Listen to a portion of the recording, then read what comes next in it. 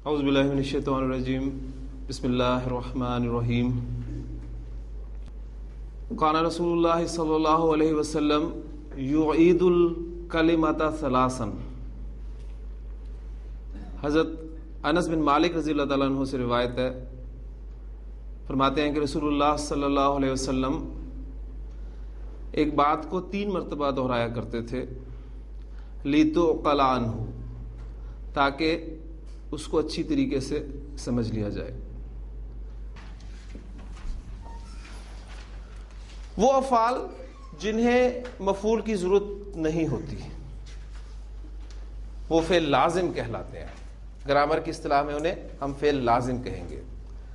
انگریزی میں آپ انٹرانزٹیو وربز یاد ہوں گے آپ کو، انٹرانزٹیو وربز آپ کے فعل لازم کہلائیں گے، ٹھیک۔ اور وہ افعال جنہیں مفعول کی ضرورت پڑے گی، یعنی فعل کا اثر کسی دوسرے پر ہوگا، تو وہ افعال جو ہیں متعدی افعال کہلائیں گے۔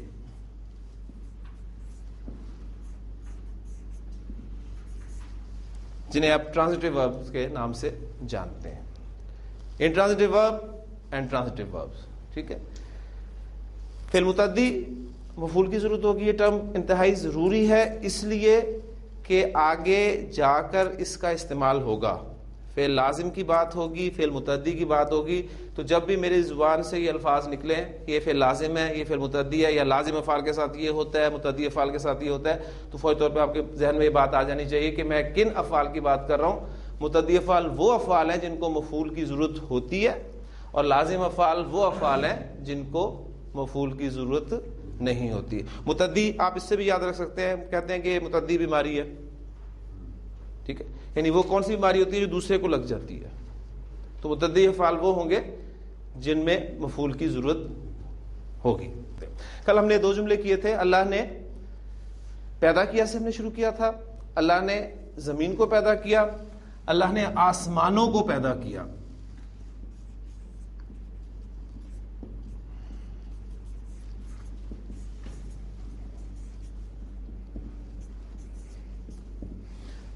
جملہ فعلیہ جیسے ہی آپ کے سامنے آئے آپ نے اس کے اجزاء کا تعین کرنا ہے، یہ پریکٹس آپ نے لازمی کرنی ہے۔ اس پریکٹس کو بالکل آپ نے یہ نہیں سمجھنا کہ اہم نہیں ہے، یہی اہم ہے۔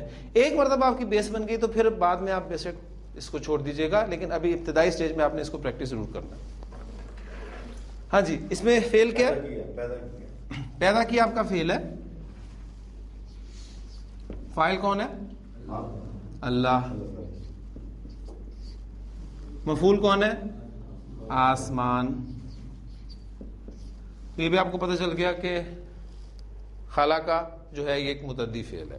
ہاں جی، سب سے پہلے فعل آئے گا ہمارا، فاعل اسم ظاہر ہے تو فعل واحد استعمال ہوگا، خلق۔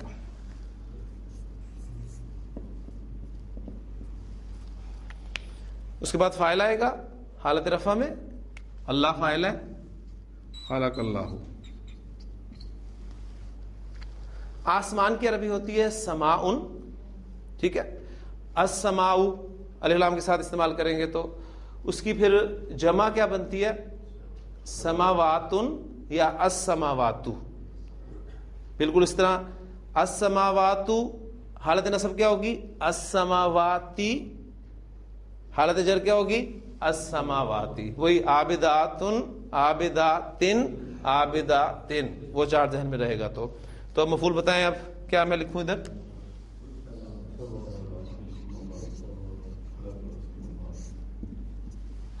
خلق اللہ السماوات، زیر زبر پیش اعراب نہیں، زیر دیکھ کر آپ نے فوری طور پہ یہ نتیجہ نہیں نکالنا کہ یہ جرم میں چلا گیا۔ اب وہ جو کوشچن آپ کے ذہن میں پیدا ہوتا تھا کہ پتہ کیسے چلے گا کہ حالت نصب ہے یا جر ہے، یہاں پر اب آپ بتا سکتے ہیں کہ یہ حالت نصب ہے۔ کیوں؟ اس لیے کہ اس جملے میں یہ مفعول کے طور پہ استعمال ہوا ہے، اور مفعول ہمیشہ حالت نصب میں ہوتا ہے۔ تو یہ ہماری وہ ساری چیزیں، خلق اللہ السماوات، اللہ نے آسمانوں اور زمین کو پیدا کیا، ٹھیک ہے۔ اب اسی جملے میں ایڈ کر دیتا ہوں اور زمین ہے، ٹھیک۔ اب ایک کلر ہمیں اور چاہیے ہوگا، چلے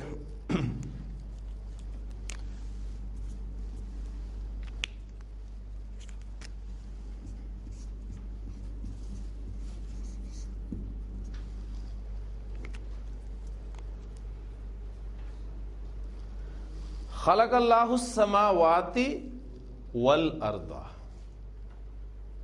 ٹھیک ہے، یہ بھی نسب ہے، یہ بھی نسب ہے.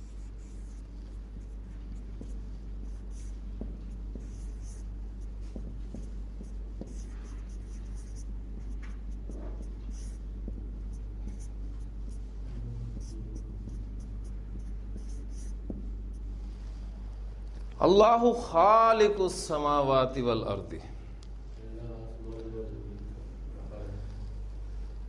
پہلے تو مجھے بتائیے کہ یہ جملہ شروع کہاں سے ہو رہا ہے؟ اسم سے شروع ہو رہا ہے. فاعل سے جملہ شروع نہیں ہوگا. جملہ فعلیہ ہم نے کہا ہی اسے جو فعل سے شروع ہوگا. تو یہ فعل سے نہیں شروع ہو رہا تو اس کا مطلب ہے آپ کو جملہ فعلیہ نہیں ہے بلکہ جملہ اسمیہ ہے. اور جملہ اسمیہ ہوگا تو ظاہر بات ہے اس کے دو حصے ہوں گے، ایک مبتدا ہوگا، دوسری خبر ہوگی. ٹھیک ہے، اللہ آپ کا مبتدا ہے.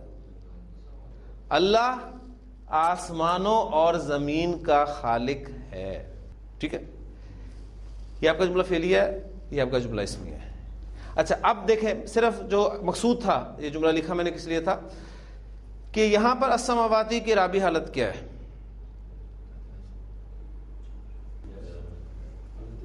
حالت جر. ماشاءاللہ، کیسے پتہ چلا؟ یہ مرکب اضافی ہے آپ کا. خالق السماواتی، آسمانوں کا خالق، والارض، آسمانوں اور زمین کا خالق. مضاف الیہ حالت جر میں ہوتا ہے، اس لیے آپ دیکھ رہے ہیں نا الارض بھی یہاں جر میں ہے. تو الارض کو تو آپ نے پہچان لیا، لیکن السماواتی کی جو دونوں شکلیں آپ کو نظر آ رہی ہیں دو جملوں میں، وہ دلچسپ چیز ہے. یعنی جملہ فعلیہ میں آپ نے السماواتی کو حالت نصب میں کہا اس لیے کہ وہ مفعول ہے. اس میں آپ نے السماواتی کو حالت جر میں کہا اس لیے کہ مرکب اضافی میں مضاف الیہ کی جگہ پر یہ لفظ استعمال ہو رہا ہے. تو جو شکلیں ایک جیسی ہوتی ہیں وہ آپ کو جملے میں پتہ چلیں گی کہ کون سی اس کی رابع حالت استعمال ہوئی ہے، نصب استعمال ہوئی ہے یا جر استعمال ہوئی ہے. ٹھیک ہے، تو یہ ایک ایگزامپل تھی، اس حوالے سے اس کو بھی آپ اپنے نوٹس میں نوٹ کر لیجیے. حامد نے محمود کی مدد کی. جی فعل کیا ہے اس میں؟ مدد کی. مدد کرنے والا کون ہے؟ حامد فاعل ہے. کس کی مدد کی جا رہی ہے؟ محمود کی. محمود مفعول ہے. ٹھیک ہے، تو ٹرانسلیٹ کریں تعین کرنے کے بعد. جی نصرہ،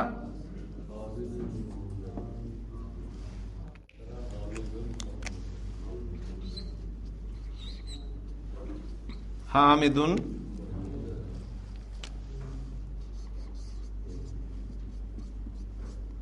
محمود. ٹھیک ہو گیا؟ کلیئر؟ اعراب آپ کو بتائے گا کون فاعل ہے کون مفعول ہے. جی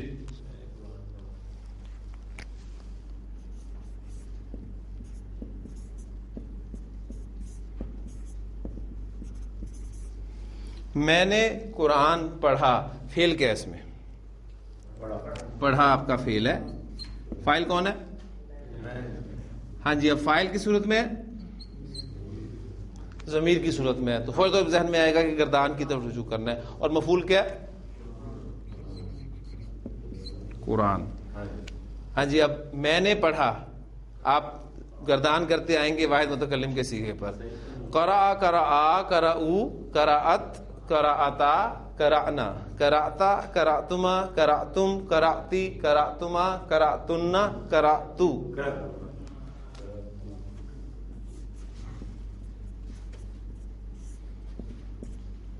قرأتو میں نے پڑھا. کیا پڑھا؟ اب مفعول لے آئیں حالت نصب میں، وہ آپ کا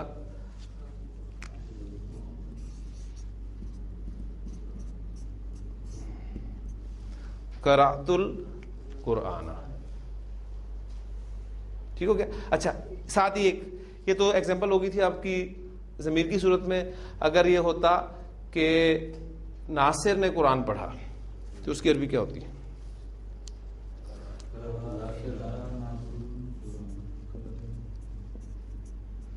قرأ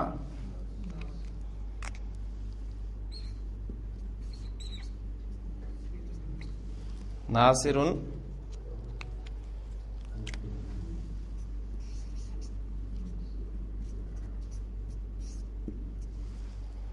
القرآن. ٹھیک ہو گیا.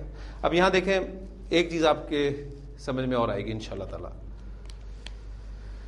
ناصر تنوین آ رہی ہے, ٹھیک ہے, آگے لام ساکن ہے, ملانا چاہتے ہیں, ملا کر پڑھنا چاہتے ہیں, جتنا مرضی زور لگا دیں نہیں پڑھ سکتے. قرأ ناصر پڑھیں آگے, نہیں پڑھ سکتے. سنگل حرکت ہوتی, اگر ہوتا یہاں ابراہیم نے قرآن پڑھا تو ہم کہتے تھے قرأ ابراہیم القرآن, آسانی سے ادا ہو جانا تھا. اب آگے تنوین, قرأ ناصر, رک گئے, آگے ملائیں کیسے؟ اب تو ایسی صورت میں یہ اللہ تعالیٰ نے ذہن میں ڈالا کہ چلیں یہ بھی ایک قاعدہ آپ کے سامنے آ جائے. اصل میں تجوید کا قاعدہ ہے اصولاً.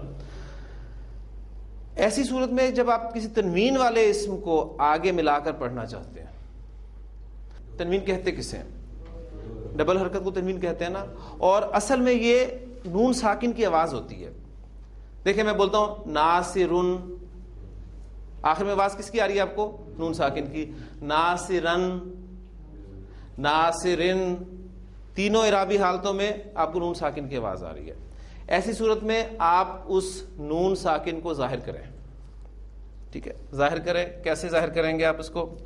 میں لکھتا ہوں آپ کے سامنے دوبارہ.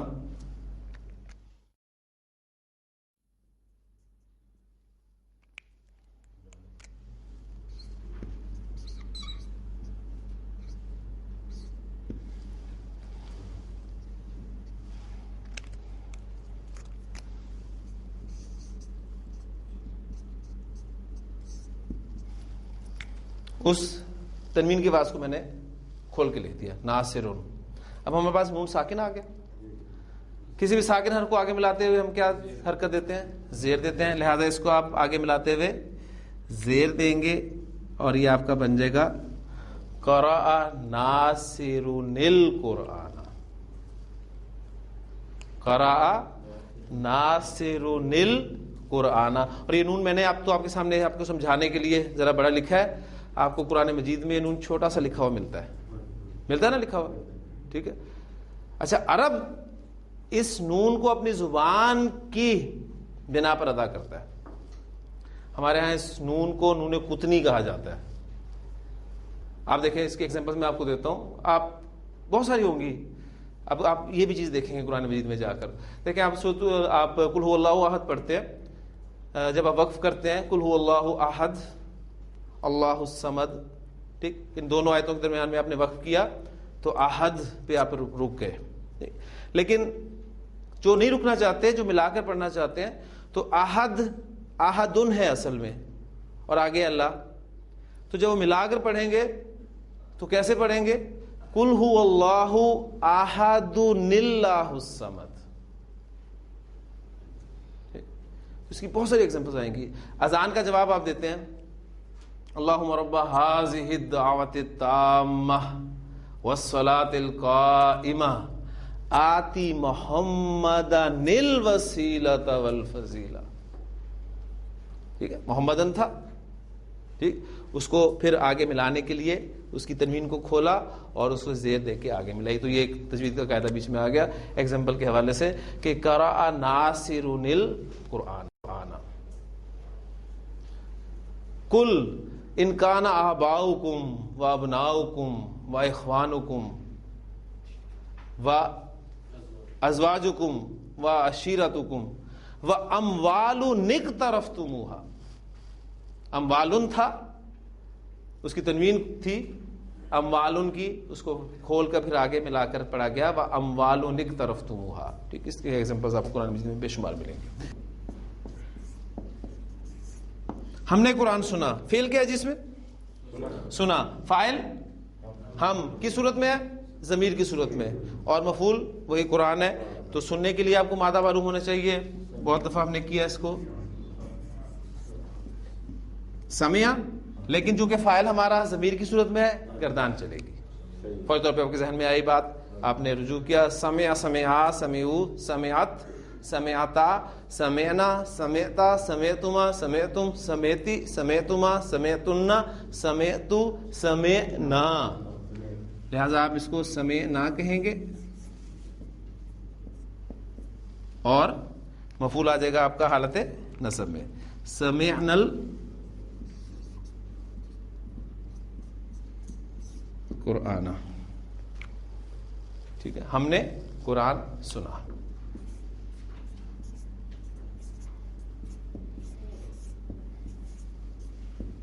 مسلمانوں نے گائے کو ذبح کیا. ہاں جی، فعل کیا ہے اس میں؟ ذبح کیا آپ کا فعل ہے. کون کرنے والے ہیں؟ مسلمان. یہ آپ کے فاعل ہیں. اور کیا ہیں؟ ظاہر. یہ بھی آپ مینشن کر لیں تو آپ کے لیے آسانی رہے گی. بریکٹ میں مینشن کر لیں ظاہر ہے یا ضمیر ہے. اور مفعول کون ہے؟ گائے.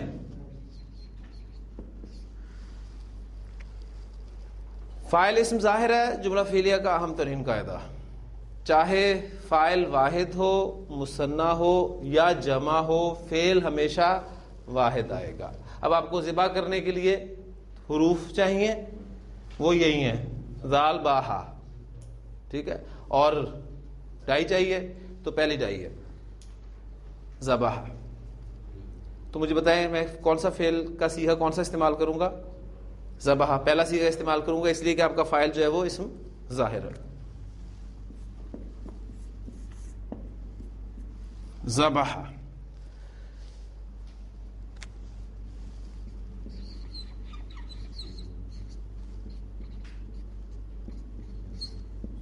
فاعل حالت رفع میں ہوتا ہے المسلمون.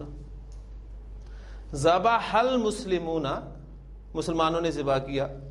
کس کو؟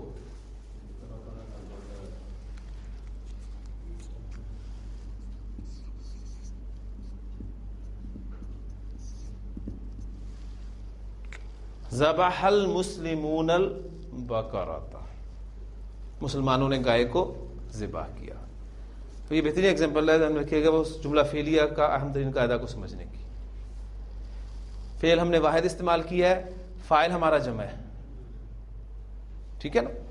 اگر ہوتا انہوں نے گائے کو ذبح کیا، جملہ لکھ دیتا ہوں، انہوں نے گائے کو ذبح کیا،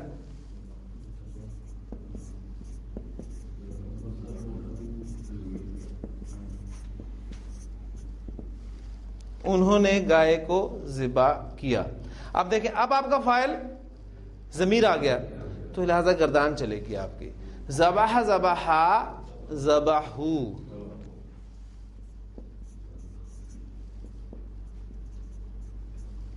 ذبحو اور آگے آپ کا مفعول آ جائے گا حالت نصب میں.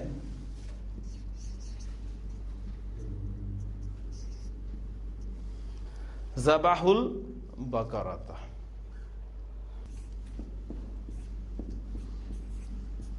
زینب نے سبق یاد کیا. جی، فعل کیا اس میں؟ یاد کرنا. یاد کرنے کی عربی آپ کو ہونی چاہیے حافظ. ڈائی معلوم ہونی چاہیے، ڈائی نمبر 2 کیا بنے گا؟ حافظہ. ٹھیک، حافظہ یہ آپ کے لیے ورب ہوگا، حافظہ اس ڈائی کے ساتھ. آپ نے فعل، فاعل اور مفعول کا تعین کر لیا.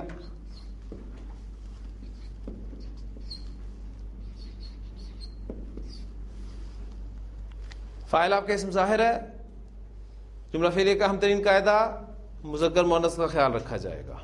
اب چونکہ فاعل آپ کی مؤنث ہے لہذا آپ حافظہ استعمال نہیں کریں گے بلکہ حافظت اس کو استعمال کریں گے. ٹھیک، تو آپ کا بن گیا فعل حافظت.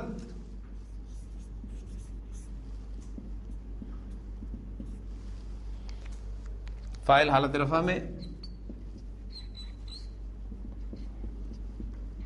زینبو. اور کیا یاد کیا اس نے؟ سبق. حافظت زینب الدرس.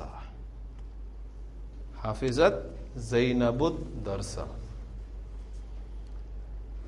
یہ میں اس کو ٹائم اس لیے لگا رہا ہوں، یہ میں بار بار بات اس لیے کر رہا ہوں کہ جب میں نے آپ کو فعل مضارع پڑھانا ہے اس وقت اتنی ڈیٹیل سے نہیں ہم پڑھیں گے. یہ انڈرسٹوڈ ہوگا کہ آپ کو فعل، فاعل، مفعول کا پتہ چل چکا ہے.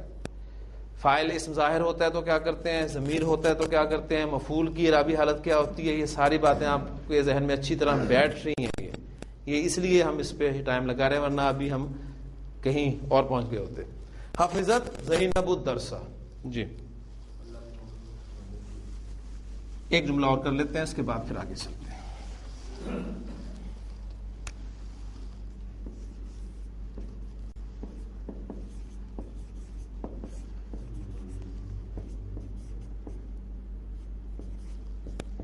اللہ نے مومنوں سے وعدہ کیا. فعل کیا ہے اس میں؟ وعدہ کیا آپ کا فعل ہے. فاعل کون ہے؟ مفعول کون ہے؟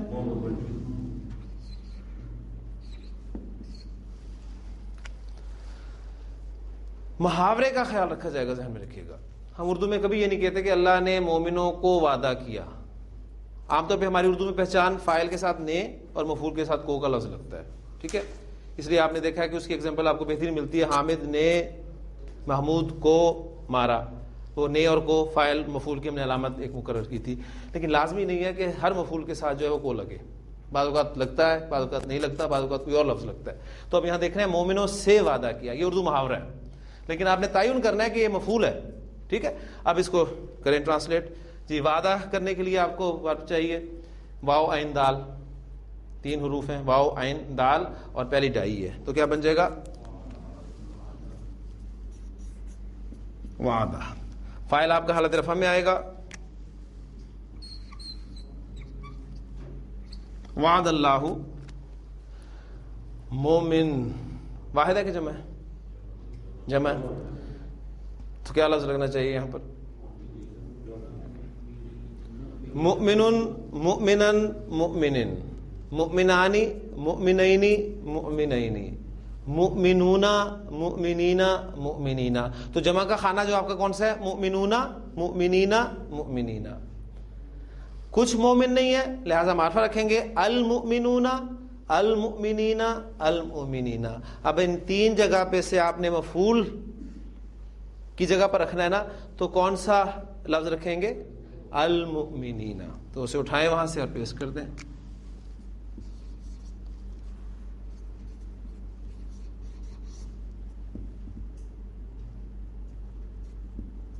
وعد اللہ المؤمنین.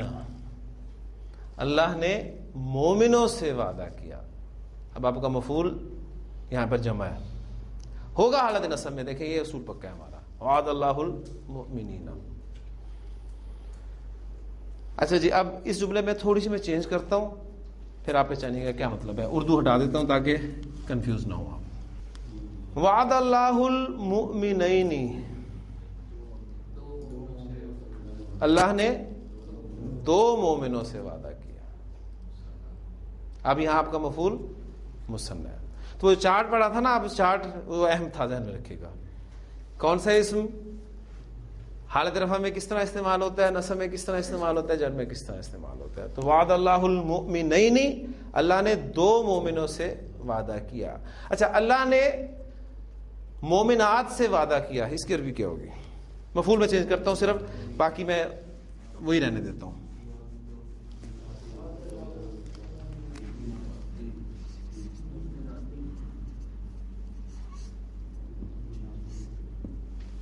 وعد اللہ المؤمنات. ماشاء اللہ کلیئر ہو گیا الحمدللہ. کچھ نہ کچھ مفعول کا آپ کو اندازہ ہو چکا ہے. اس نے مدد کی, فاعل ضرور بولیں گے آپ ساتھ, مدد کی نہیں, سمپل اس نے مدد کی.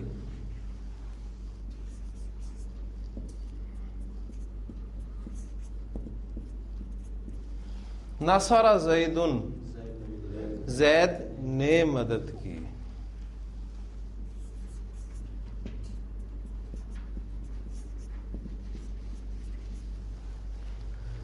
نصر زیدن,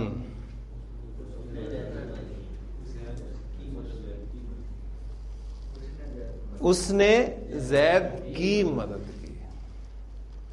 نصر زیدن نصر زیدن, دونوں جملوں کو سامنے رکھیں. رفع نصب, نصر زیدن, زید نے مدد کی. فاعل آپ کا اسم ظاہر ہے, حالت رفع میں آ گیا. نصر زیدن، زید اب آپ کا مفعول ہے اور فاعل کون ہے؟ اس کے اندر چھپا ہوا ہے نصر. ٹھیک ہے. تو وہ جو ایک بات آپ نے سنی ہے نا ہمیشہ کہ جی زیر زبر پیش جو ہے یہ معنی تبدیل کر دیتے ہیں. یعنی یہ شروع سے آپ کے ذہن میں سوال ہوتا تھا کہ میں آپ کو کہتا تھا کہ جی اعراب کی ڈیفینیشن ہم نے یہ کی تھی کہ معنی کی تبدیلی کے بغیر اسم کی حالت یا شکل کی تبدیلی اعراب کہلاتی ہے. تو اس وقت سے آپ کے ذہن میں یہ چیز تھی کہ ہمیں تو یہ کہا جاتا ہے کہ جی زیر زبر پیش اگر ادھر ادھر ہو جائے تو معنی تبدیل ہو، تو وہ معنی اس صورت میں تبدیل ہوتے ہیں، ذہن میں رکھیے گا. ٹھیک، وہ جملے میں اصل میں دینا، ورنہ زید کے معنی بتائیں دونوں جملوں میں زید کے ہی ہیں کہ نہیں؟ یعنی زید کے معنی تو اس میں بھی زید ہی ہے، اس میں بھی زید ہے، تو زید کے اپنے معنی میں تو کوئی تبدیلی واقع نہیں ہوئی. زید نے مدد کی، اس نے زید کی مدد کی، تو زید کے معنی میں تو کوئی فرق نہیں پڑا. ہاں زید کا سٹیٹس چینج ہوا ہے دونوں جملوں میں. پہلے جملے میں وہ فاعل تھا، دوسرے جملے میں مفعول بن گیا، تو یہ سٹیٹس چینج ہوا ہے اس کا. اسی طرح ایک جملہ اور کر لیں پریکٹس تاکہ آپ کو یہ بالکل کلیئر ہو جائے.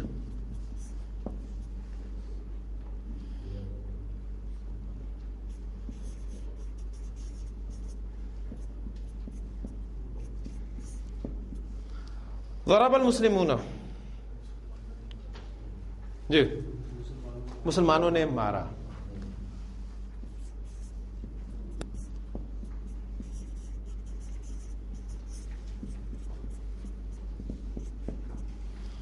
ضرب المسلمین،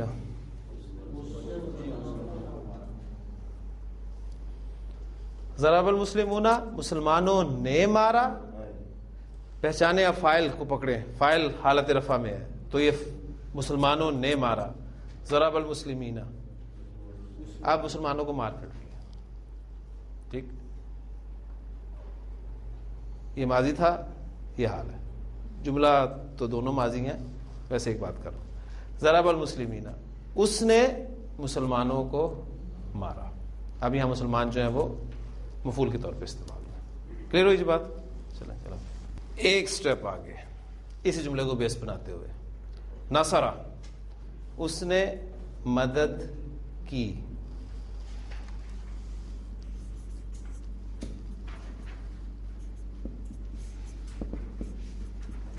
نصر زیدن، اس نے مدد کی زید کی، اس نے زید کی مدد کی.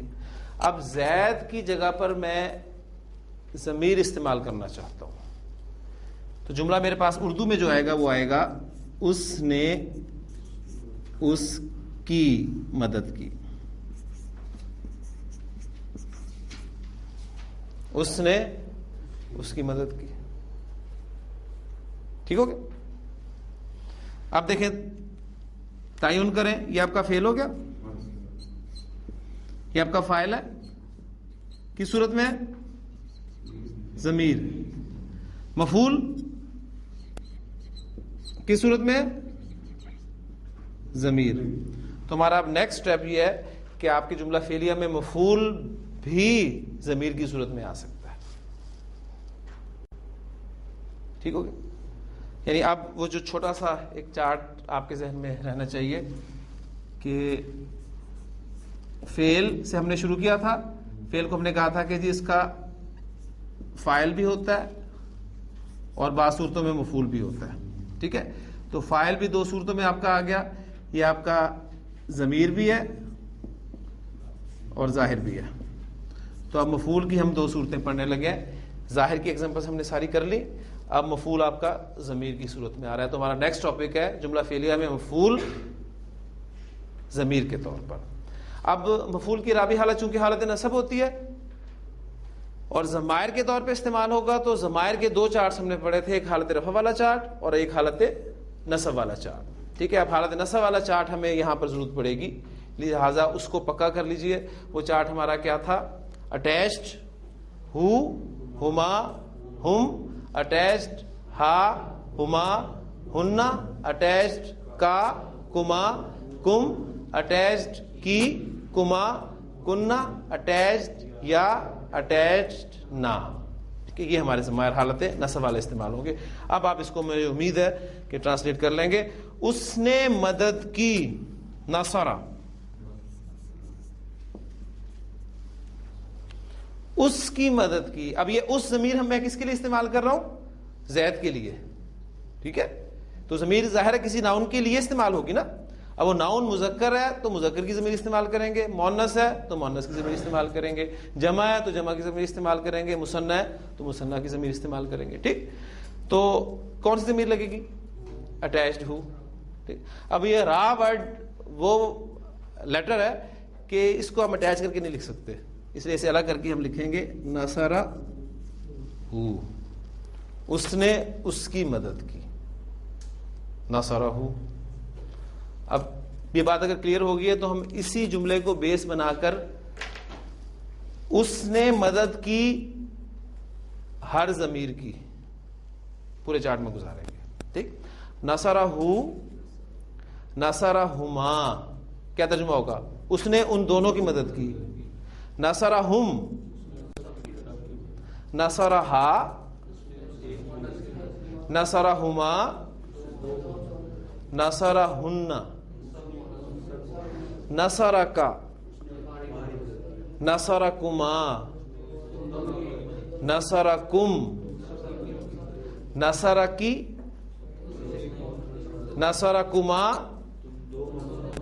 نصرہ کنہ. اب واحد متکلم آ گیا. ٹھیک ہے, واحد متکلم آ گیا, اس کی پہلے بات کر لیتے ہیں. جملہ ہمارے پاس بن رہا ہے اس نے میری مدد کی.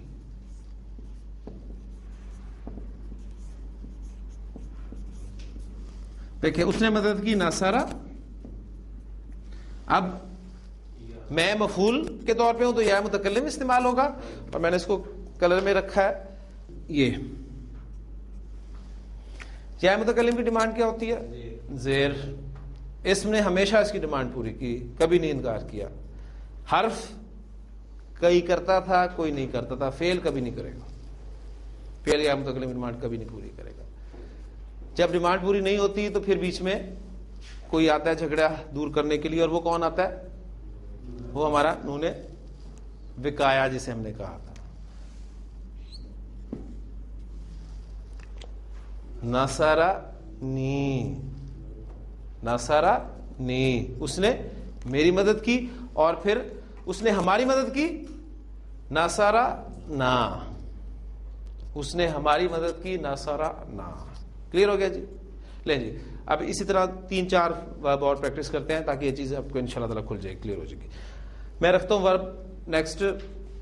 اس نے وعدہ کیا, وعدہ, اس نے اس سے وعدہ کیا. وعدہ ہو, وعدہ ہما, وعدہ ہم. ٹھیک ہے, اس نے 1 سے 2 سے سب سے وعدہ کر لیا. وعدہ ہا, وعدہ ہما, وعدہ ہن, وعدہ کا, وعدہ کما, وعدہ کم, وعدہ کی, وعدہ کما, وعدہ کنہ, وعدہ نی, وعدہ نا. کلیئر ہو گیا؟ ابھی ایک بار اور لے لیں. ضربہ, اس نے مارا. ضربہ ہو, ضربہ ہما, ضربہ ہم, ضربہ ہا, ضربہ ہما, ضربہ ہن, ضربہ کا, ضربہ کما, ضربہ کم, ضربہ کی, ضربہ کما, ضربہ کنہ, ضربہ نی, ضربہ نا. کلیئر جی؟ کافی ہے الحمدللہ. اب اگر کلیئر ہے تو 2 جملے آپ کے سامنے لکھتا ہوں, ان کا ترجمہ مجھے بتائیے. پہلے ہم نے ظاہر کی ایگزامپلس کی ہیں اور اب ہم ضمیر کی ایگزامپلس کر رہے ہیں. تو جملہ فعلیہ میں فاعل بھی ہوتا ہے, کچھ افعال میں مفعول بھی ہوتا ہے. فاعل ضمیر کی صورت میں بھی ہو سکتا ہے, ظاہر کی صورت میں بھی ہو سکتا ہے. اسی طرح مفعول بھی آپ کا ظاہر بھی ہو سکتا ہے اور ضمیر بھی ہو سکتا ہے. جی 2 جملے لکھ رہا ہوں, اس کا ترجمہ مجھے بتائیے.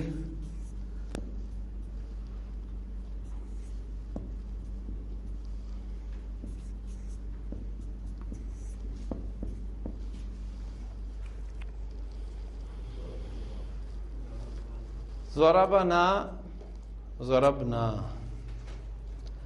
وہی حروف ہیں. ضاد را با نون الف, ضاد را با نون الف. کچھ حرکات کا فرق ہے اور کچھ حرکات کا ایک ہی جگہ پر فرق ہے.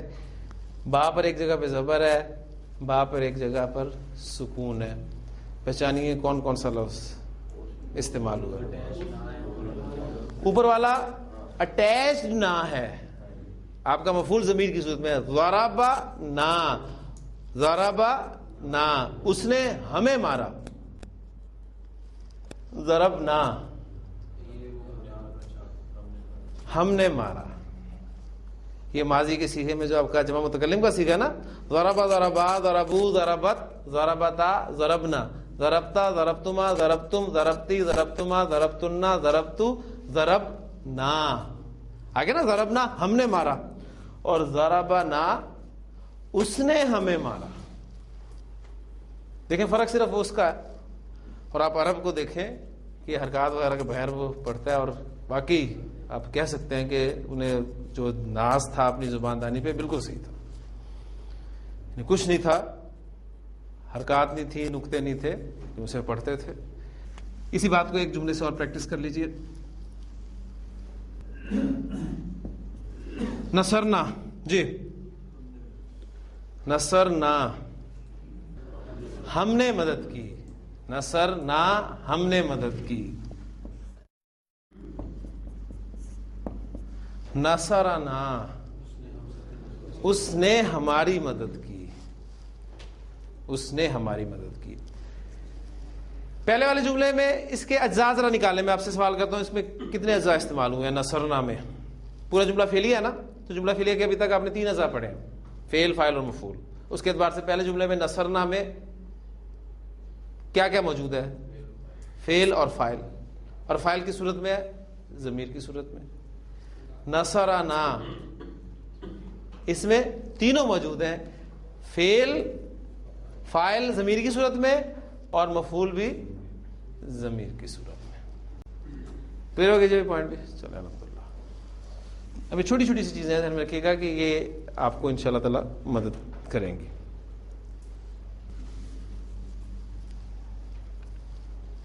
نصرہ کیا ترجمہ ہوگا؟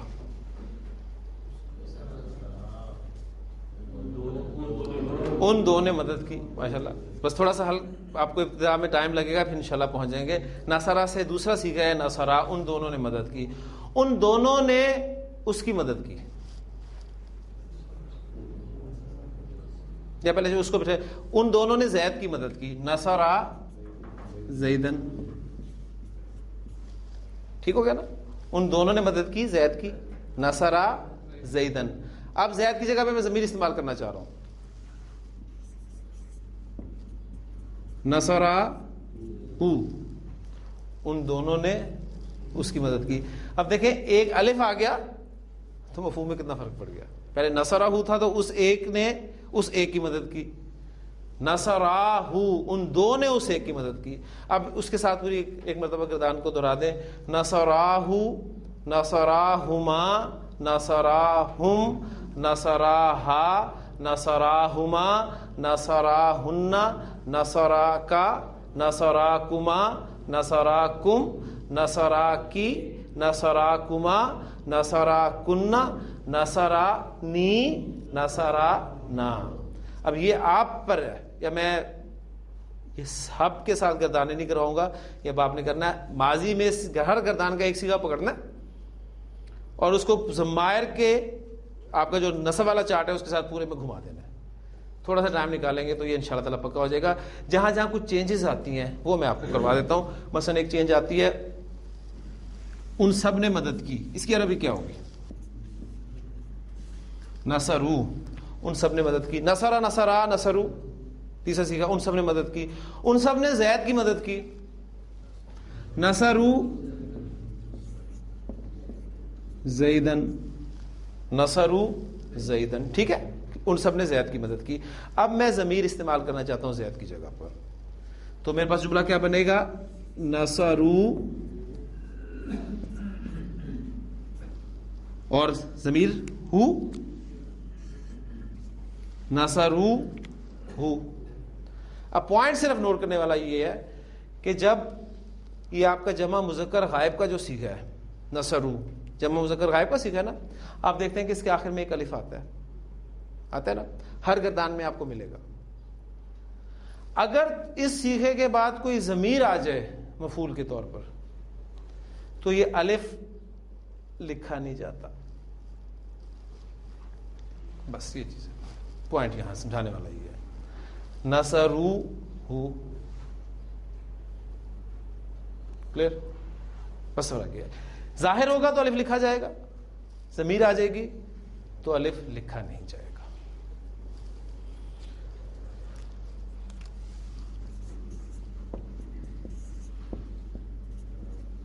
ضربو, انہوں نے مارا, انہوں نے زید کو مارا. ضربو زیدن, انہوں نے مارا.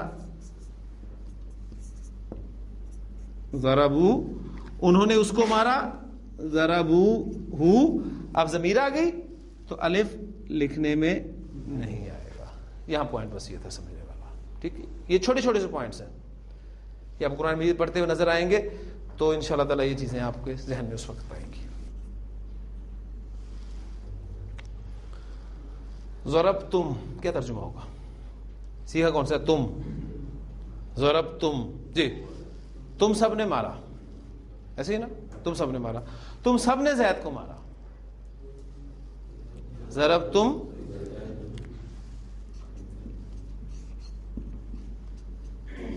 زیدن, ضربتم زیدن, اسی طرح بنتا ہے نا. اب زید کی جگہ پہ میں ضمیر لانا چاہ رہا ہوں کہ تم سب نے اس کو مارا, تو ہمارے قاعدے کے مطابق کیا بنتا ہے؟ ضربتم اور یہ ہوا ہے گی نا. آپ زیادہ زیادہ یہ کریں گے کہ جی یہ اٹیچڈ ہوئے تو میم کے ساتھ سے ملا کے لکھ دیں گے. زیادہ زیادہ یہ کر سکتے ہیں نا, کیونکہ ہم نے اٹیچ ضمیر پڑھی ہے تو اسے آپ ملا کر پڑھیں گے, یعنی اس کی شکل کچھ ایسی بنے گی جو آپ کے مطابق ہے, جو ہم نے پڑھا ہے.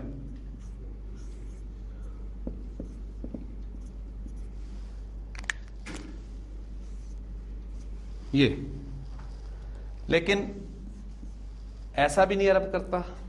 عرب کیا کرتا ہے اس صورت میں؟ اس میم کے بعد ایک واو ایڈ کر دیتا ہے.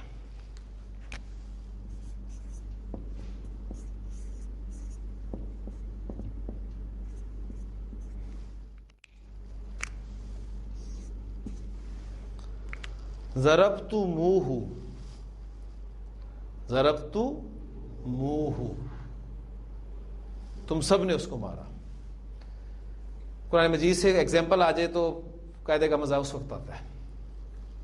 سین حمزہ لام مادہ ہے میرے پاس.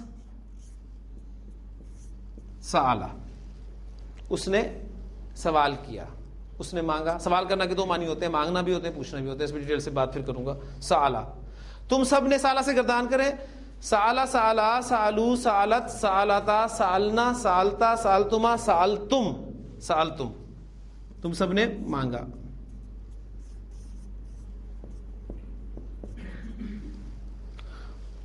تم سب نے اس سے مانگا. اب سألتم ہو ہونا چاہیے تھا نا, لیکن وہاں پر کیا ہے؟ سألتو موہ وآتاکم من کل ما سألتموہ. تو قرآن مجید نے اس کو بتا دیا. اس کے علاوہ نبی قسم کی بڑی خوبصورت حدیث ہے, اس کو بیان کر کے لیکچر کو آج ختم کرتے ہیں. نبی کریم صلی اللہ علیہ وسلم نے فرمایا کہ تم جنت میں داخل نہیں ہو سکو گے یہاں تک کہ مومن نہ ہو جاؤ. جنت میں داخلے کی شرط ایمان والا ہونا. اور پھر آپ نے فرمایا تم مومن نہیں ہو سکتے جب تک ایک دوسرے سے محبت نہ کرنے لگو. پھر آپ نے فرمایا کہ اولا ادلکم علی شیء, کیا میں تمہاری رہنمائی نہ کروں ایسی چیز کی طرف؟ اذا فعلتموہ, جب تم وہ کرو گے, تحابب, تم تو آپس میں ایک دوسرے سے محبت کرنے لگ جاؤ گے. پتا ہے کیا وہ فارمولا؟ کیوں جی؟ چھوٹا سا فارمولا. آپ نے فرمایا افشوا السلام بینکم, آپس میں سلام کو پھیلاؤ. تو اذا فعلتموہ, سألتموہ, ضربتموہ, فعلتموہ, تو یہ ایگزامپل آپ کو ملیں گی. تو یہ پوائنٹس, یہ چھوٹے چھوٹے پوائنٹس ہیں. شاید آپ کہہ رہے ہو کہ یہ مطلب ذہن پہ آپ کے بوجھ پڑ رہا ہے, لیکن میں نے جو کل آپ سے بات کی تھی کہ میرا ارادہ یہ ہے کہ آپ اس کورس کے بعد جب قرآن مجید لے کر بیٹھیں تو بہت ساری چیزیں آپ کے علم میں ہونی چاہیے. یعنی یہ نہ ہو کہ یہ بھی ہم نے نہیں پڑھا, یہ بھی نہیں ہم نے پڑھا, یہ بھی نہیں, یہ سب پڑھا ہم نے الحمدللہ. یہ آپ جب ان چیزوں کی طرف آئیں گے تو یہ سب چیزیں انشاءاللہ تعالی کلیئر ہوں گی. اس سے مزید کچھ آگے انشاءاللہ تعالی کل چلیں گے. سبحانک اللہم و بحمدک نشہد ان لا الہ الا انت نستغفرک و نتوب الیک.